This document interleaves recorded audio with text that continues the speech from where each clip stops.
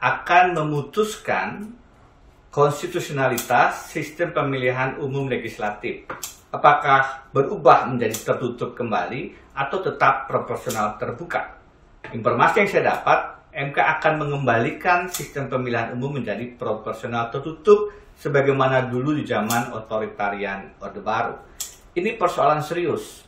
Pertama, MK harusnya tidak masuk ke dalam sistem pemilu, karena itu harusnya adalah kewenangan dari Presiden, DPR, dan DPD. Ini yang disebut dengan open legal policy.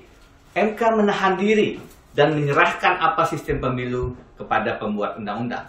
Kedua, karena sekarang proses pemilu sudah berjalan, sudah ada daftar calon sementara, maka putusan di tengah jalan semacam ini akan mengganggu proses pemilihan umum legislatif.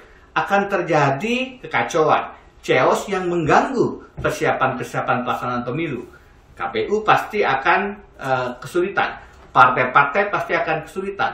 Sebaiknya tidak diputuskan kembali ke sistem proporsional tertutup, ataupun kalau memang ada rencana semacam itu, diserahkan kepada pembuat undang-undang, kepada Presiden dan DPR di masa yang akan datang untuk melakukan pertimbangan, mendengar aspirasi masyarakat, dan memilih sistem pemilu.